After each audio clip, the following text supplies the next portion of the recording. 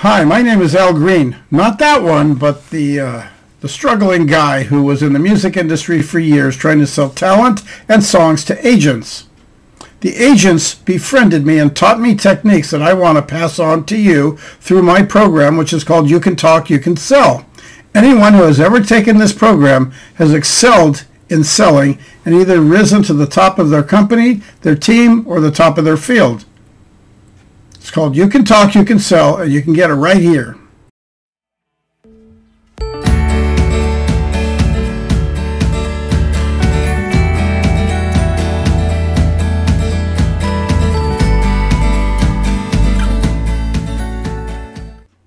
Hi, Al Green again for You Can Talk, You Can Sell.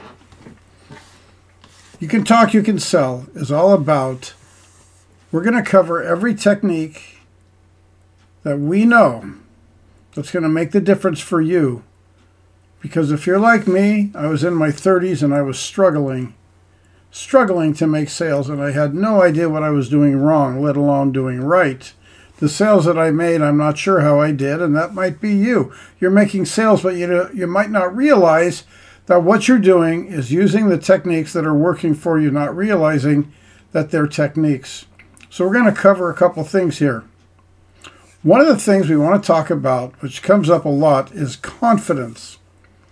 A lot of people don't think they have the confidence to sell, and so they don't do it, or they don't do it well. Confidence is very, very simply learned. It's not something that you have to practice. I guarantee you, if you're caught off guard doing whatever you're doing at home or out socially, you're probably pretty confident in yourself. And that's why you can enjoy things, because usually when we feel confident in ourselves, we're freed up so we can enjoy things. So what you want to do is know this. This is a real simple thing to learn. In fact, it's not even a technique. It's just a very simple dynamic. When you have complete and thorough product knowledge, as much as you can learn, that nobody can throw you a curve when it comes to your product or your service, you're going to have confidence. And it comes with knowledge. It comes sometimes with experience. And in future sessions, I'm going to have people for you that are going to work with me, and they're going to explain their sense of confidence.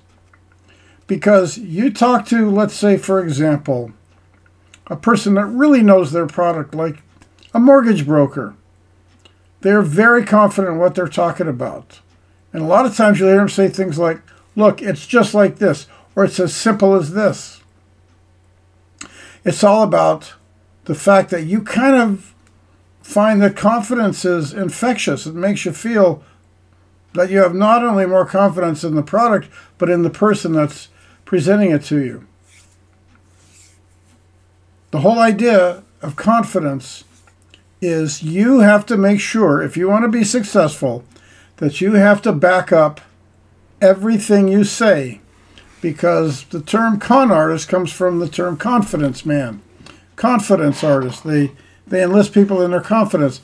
We're not talking that. We're talking about actually being 100% honest. You have to have a set of morals. You're not out to cheat people or get money from them. You're actually presenting something in return for them spending money or buying from you. You're only going to gain if you help others. When you start helping others, and maybe it's using your product to help others, then you'll find out that it's kind of this weird universal law, but it's like the more you try to help others, the more the universe steps in to help you. A lot of people think this might be very lofty and philosophical and sound like we're getting into some strange philosophy, but it seems to work in sales. The good things happen. The great sales happen for me and for some of the other people I've worked with because they've done something for someone else. And they don't ask for something in return. It just comes. But there's a guy I know that I helped train into a company, one of the most confident people you've ever met. And he is out to have a good time wherever he goes. His type of personality can get away with being infectious. But not because he was born with the talent. It's because he has confidence in everything he does. He knows his product inside and out, and you can't throw him a curve. Now, if you're selling equipment to engineers, you might want to learn everything you can to know about that equipment, because if they start throwing curves at you, you're going to be stuck and you're going to lose confidence, and they're going to know. People can feel this. You want to be confident because you want your job to be a job where you get paid to talk for a living. Something we've always talked about. You are so lucky because you're hired because somebody believes that you can talk for a living. And that's like the coolest thing there is. Who else gets paid for that? You got lawyers. Lawyers have to go to school for years and pass the bar to learn how to make a living just talking. And I've never met a lawyer that wasn't confident. They tell you this is how it's going to work, this is what happens in the courts, this is what the law says, here's what typically happens, and they walk you through a path of all the different scenarios that you're going to run into if you're in a legal situation.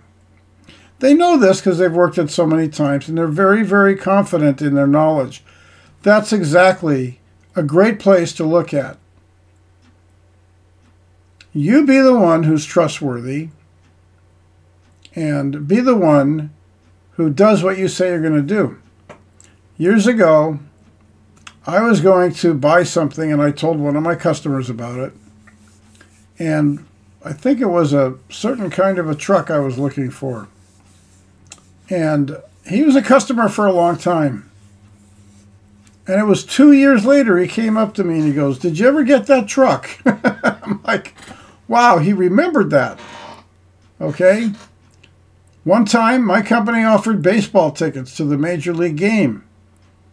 And when we had those tickets, we couldn't just give them away. But if we mentioned it, a lot of times the customers would come back with, "So what about those tickets? Did you guys ever get them?" Even if it wasn't for them. People don't forget what you do because you're instilling the confidence that you know what you're doing and that you'll be there for them and you'll be trustworthy. So stick with this. Learn everything you can about your job. After all, you spend how many hours a day going to work and learning about your product or your service? Is if you're going to learn how to sell advertising, you might want to find out what are the different venues that advertisements are best seen or more effective. You can't always say the high-priced ones like television advertising, which can get very, very, very costly. Print advertising can also get very costly. And what's the effect on it? You know how many times we look at things in a magazine, we don't even think about the ad? It's just there. And that's part of their branding. They just want you to get familiar with it, so it's familiar. But you better know something about numbers. When you're selling advertising, you better understand that the people that you're selling to are going to want to know things from you. And if you have the answers, if you can say, listen, this ad is going to reach 500,000 people, and you can expect 0.1% to convert to sales for you based on whatever your ad is. Now, if it's something that you can pick up anywhere, like, they sell a lot of perfume, they sell a lot of household products, detergents, they sell a lot of different things that you can buy just about anywhere.